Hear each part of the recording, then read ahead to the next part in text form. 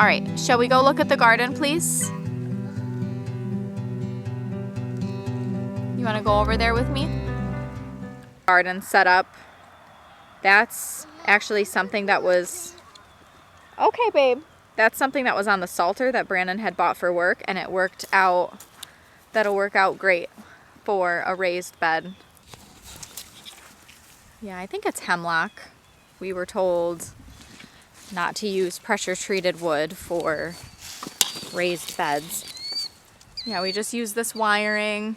Brandon built a little arbor for over here too. I love the garden. I want to really take a lot of time with it this year. For where we are anyway, we have to have a fence and something pretty tall because, you know, even the horse pasture, they jump over that fencing. I'm not sure the size of it. It's a really nice sized garden. So I'm thinking back here is where we're gonna do the raised beds, lay down weed mat, lay down wood chips to just really get the weeding under control. And then the upper part, hi honey, the upper part is where we will plant corn, pumpkins, and those things we will plant right in the ground.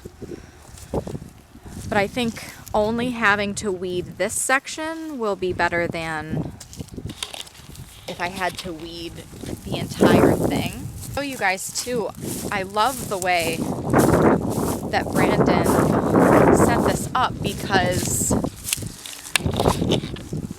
he took this wiring, framed it in, and we can actually unscrew those.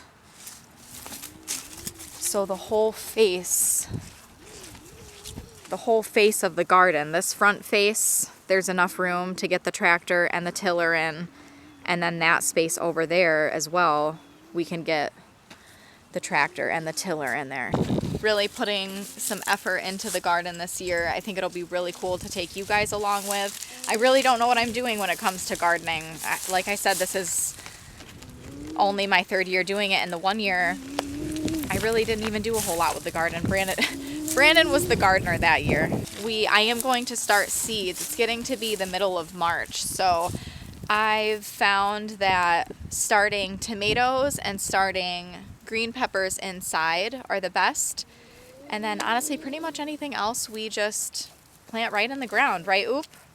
And then we never plant before Memorial Day weekend. Somebody told us never to plant before Memorial Day weekend where we live because you could get a frost even in the middle of May and then all of your crops will be ruined. So it'll be a lot of fun. Can't wait to take you guys along with it.